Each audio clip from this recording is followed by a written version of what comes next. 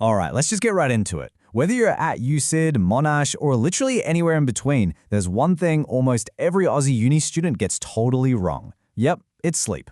So in this explainer, we are going to completely dismantle that toxic grind culture, the one that glorifies pulling all-nighters and surviving purely on instant noodles, and instead we're going to look at how to actually optimize your brain using hard, undeniable science. So here's our roadmap for today. We'll start with the uni student sleep trap, then hit tip 1, the caffeine cutoff, tip 2, managing blue light, tip 3, graveyard shift recovery, tip 4, napping mechanics, and finally, we'll wrap it all up with the ultimate Aussie uni routine. Okay, section 1, the uni student sleep trap. Because let's be real, the whole university environment practically begs you to leave things to the absolute last minute, right? But we really need to look at what those last-minute study habits are actually doing to your grades. Think about it for a second. Does pulling an all-nighter actually help you pass? You're sitting there at 2 a.m., chugging energy drinks, feeling like you're absorbing a whole semester's worth of knowledge through sheer panic. It feels like momentum, doesn't it? But is it actually working? Well, the science says absolutely not. No way! Here is a pretty staggering fact for you. Research actually shows that spaced repetition, which just means reviewing your material at increasing intervals over time, boosts your long-term memory retention by up to 200% compared to massed practice, or, what we normally call cramming. 200%. That is massive. So if spaced repetition is so much better, why do we all still cram? It all comes down to this tricky little cognitive illusion called fluency. Basically, when you reread your notes for the 4th time at 3 a.m., your brain recognizes the words. It feels smooth, it feels super familiar, but here's the catch. Familiarity is not actual recall.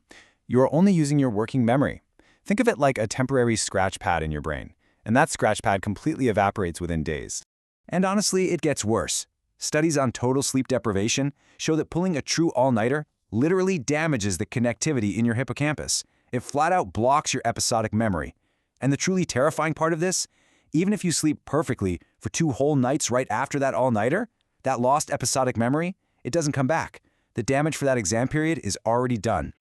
Moving on to section 2, tip 1, caffeine cutoff. The crucial takeaway here is learning how to fuel your study sessions without totally destroying your recovery. We all love a study coffee, for sure, but timing is literally everything.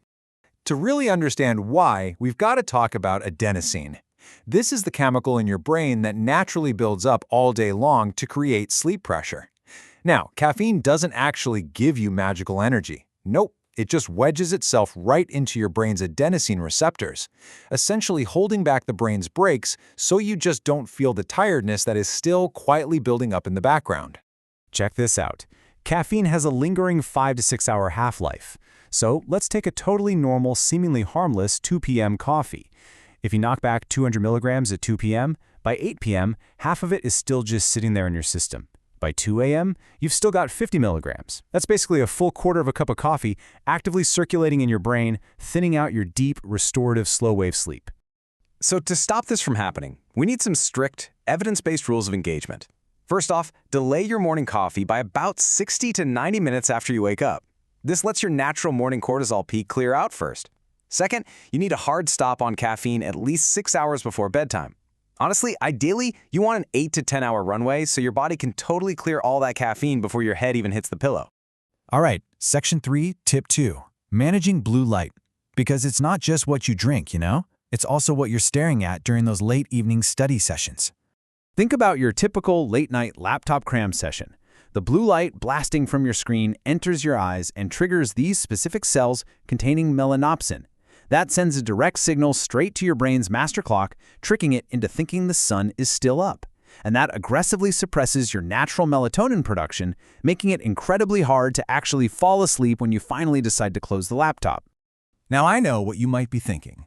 I'll just throw on some blue light blocking glasses, problem solved. Well, actually, scratch that.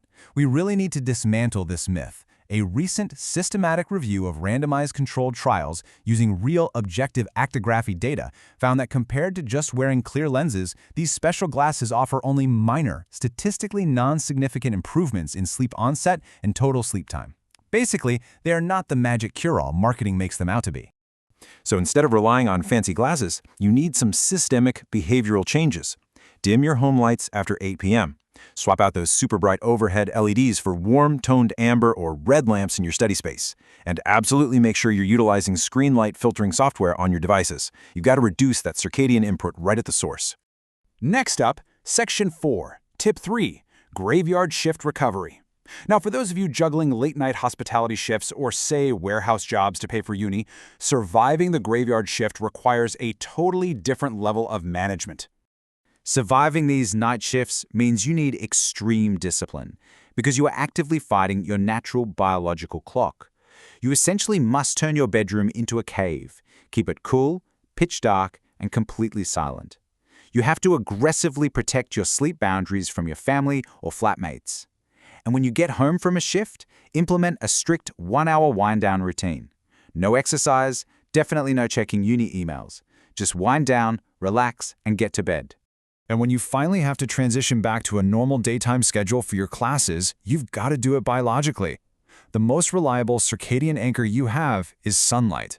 So get some outdoor morning light within 30 minutes of waking up. Shift your sleep target gradually, like about 1 hour per day. And if you are just totally exhausted, only allow yourself a short 20-minute nap, and only during the first 3 days of the transition. Which brings us perfectly to Section 5, Tip 4, Napping Mechanics. Napping is practically an art form, and science reveals exactly what you should do when you inevitably hit that afternoon slump. You basically have two optimal choices here. The classic 20-minute power nap gives you a really quick alertness boost specifically because you don't stay asleep long enough to enter deep sleep. Or, alternatively, if you actually have the time, a full 90-minute nap takes you through one complete sleep cycle, right through REM, allowing you to wake up refreshed and feeling creative during a light stage of sleep. But listen, you must avoid the danger zone at all costs. Never ever nap between 30 and 60 minutes. If you do, your alarm is going to go off right while you're down in the deepest stages of sleep. You'll wake up with severe sleep inertia. You know, that horrible, groggy feeling where you wake up and literally don't know what year it is? Oh, and remember, the very best time to nap is during your natural circadian dip, which is usually between 1 p.m. and 3 p.m. Okay, final stretch. Section 6, the Aussie Uni Routine. Let's pull all of this amazing science together into a really practical daily blueprint tailored just for a busy university student. So, here is your game plan. Morning. Get outside for that sun immediately, but hold off on your first flat white or iced coffee for about 60 to 90 minutes. Afternoon. Take a strict 20-minute power nap if you need it, and enforce a hard, non-negotiable caffeine cutoff by 2 p.m. Evening. Dim those lights, turn on your screen filters, and review your notes using spaced repetition instead of cramming. That way, you're keeping your episodic memory perfectly intact.